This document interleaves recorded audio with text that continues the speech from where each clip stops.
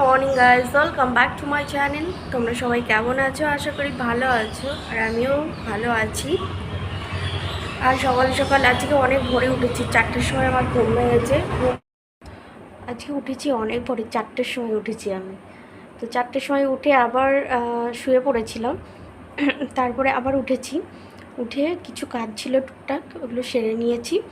আর চোখে ব্যথা তো, রোদে কাজ কিছু করতে পারবো না। বাইরে তো এমনি বাইরে কোনো কাজ থাকে না, একটু বাসন ধোয়ার জন্য বাইরে বেরোতে হয়। তো বাইরে আমার ঘরের সামনে না প্রচণ্ড রোদ হয়ে যায়, ওই জন্য একটু সমস্যা হয়। আর চোখে ব্যথা তো, তো তাড়াতাড়ি করে কাজগুলো সেরে নিয়েছি। আর সকাল সকাল আমার স্নান হয়ে গেছে, আর আমি এখন যাব ডাক্তার দেখাতে চোখের জন্য। যাই দেখে আসি। চলে এসেছি ডাক্তার দেখাতে। তো ডাক্তারবাবু চলে এসেছেন, আমার আগে একজন রয়েছেন, উনি দেখাবেন, তারপরে আমি যাব।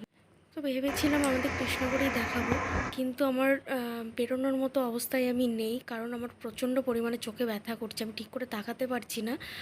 ওই জন্য আমাদের বাজারে এখানে অনেকগুলো চোখের ডাক্তার বসেন, তো ওই জন্য দেখাতে আসলাম যে এখানে দেখিয়ে যাই একবার, কারণ অন্তত ব্যথাটা তো কমবে। আর ডাক্তারবাবু ঔষধ লিখে দিয়েছেন। তো উনি বললেন যে চোখ খুব ভালো রয়েছে, কিন্তু খুব পরিমাণে অ্যালার্জি রয়েছে চোখে। তো ঔষধগুলো লিখে দিয়েছেন। দেখানো হয়ে ঔষধগুলো নেওয়া হয়ে গেলে আমাকে একবার দেখিয়ে যেতে। তো ডাক্তারবাবুকে দেখিয়ে উনি বললেন যে আবার 2 সপ্তাহ পর আবার দেখিয়ে আসতে। তো আমি বললাম ঠিক আছে। তো আজকের ব্লগটা তোমাদের কেমন লাগলো আমাকে অবশ্যই কমেন্ট করে জানিও। আর সবাই ভালো থেকো। টাটা।